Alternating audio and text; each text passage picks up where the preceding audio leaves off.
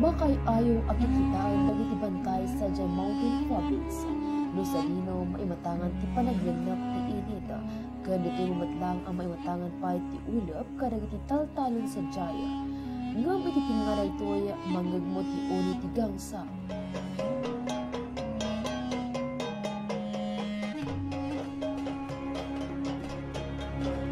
May sa agangsa nga arit na aboses dagiti uyono Lusalino ito'y matan amang rugya ti panagsala.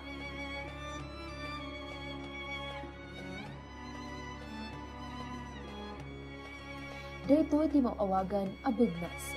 May sa ritual iti panagyaman, panagkararag ken panagmaymaysa.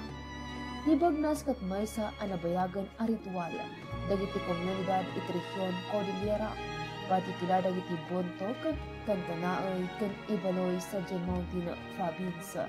Saan lang dito'y a seremonya, no di kat maysa dito'y abiyag a kinaugulyan dagiti umili nga agserserbikas rangtay dagiti tao, banbantay ken dagiti espiritu. May patpatungpal daytoy sakbay iti panagmula, kalpasan ti panag-aapit wenno panawan ti krisis, kas iti tikag wenno iti panawan nga adu dagiti agsakita. Panggap na daytoy nga gadaw iti bendisyon, ken agyaman iti kabunyan wenno iti namaraswa ken dadumapay.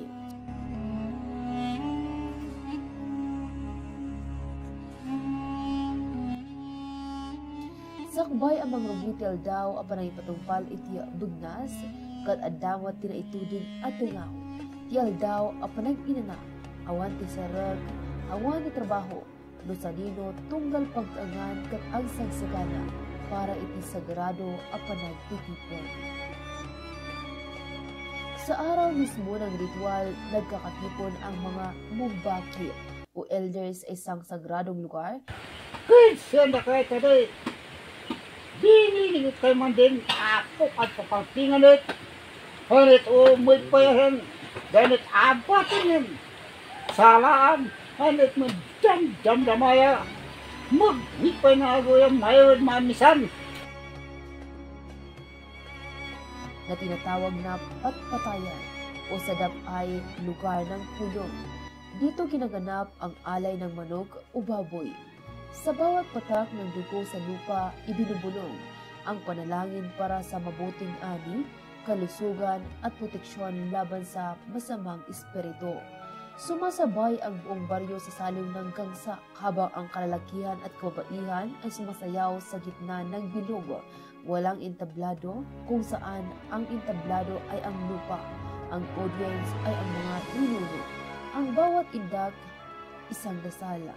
Pagkatapos ng ritual, nagkakaroon ng piging, salo-salo ng buong komunidad sa minutong alay. Bata, matanda, magsasaka, guro, lahat ay kasalo. Sa Bagnas, walang mataas o mababa, lahat ay magkakapatid sa isang panalangin. Sa panahon ng teknolohiya at urbanisasyon, bihira na tayong makakita ng ganitong mga rituala. Ngunit para sa mga taga-Cordillera, ang Bagnas ay hindi lamang tradisyon. Ito ay pananampalataya, pagkakilanlan at pagkakabukulod.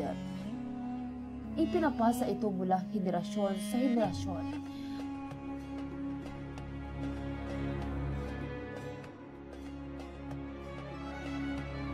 Hindi sa pamamagitan ng libro kundi sa pamamagitan ng karanasan, pagdalo at pagkikilahok. Sa mga kabataang ipinanganak sa syudad, ang pagdalo sa Bagnas ay pagbabalik sa ugat sa kulturang orihinal. Sa isang mundong tila lumalayo na sa kalikasan at komunidad, ang Bagnas ay paalala, hindi natin kayang mabuhay na walang pagkikipag-ugnayan sa lupa, sa kapwa at sa espiritu. Sa bawat tunog ng buong ugangsa, sa bawat sayaw na iniaalay, at sa bawat panalangin ibinubulungon sa hangin, muling sumisigaw ang isang katotohanan. Ang kultura ay hindi isilo. Ito ay buhay at ang Bagnas ay patuloy na humihinga sa puso ng kabundukan. Katsapay kuma mga kabombo ta mapagtalinaad, dagiti kultura nga impatawid, dagiti ninuno kada tayo. Kat tagaron mga kabombo ti culture segment tayo itangal daw. To'y pagayam nyo, Bombo Rose Maribusaw Langawan in this is Bombo Radio Philippines, the #1 and most trusted source of news and information basta radyo, Bombo!